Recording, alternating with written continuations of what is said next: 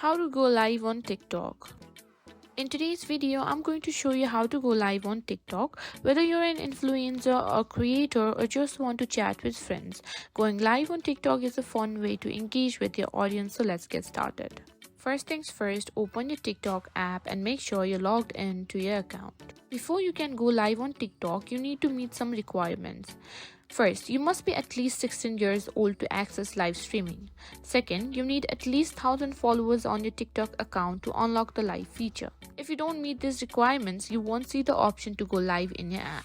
Once you're sure you meet the requirements, simply tap on the plus icon where you usually create content. Now here we can see various options like photo, 15 seconds, 60 second, 10 minute.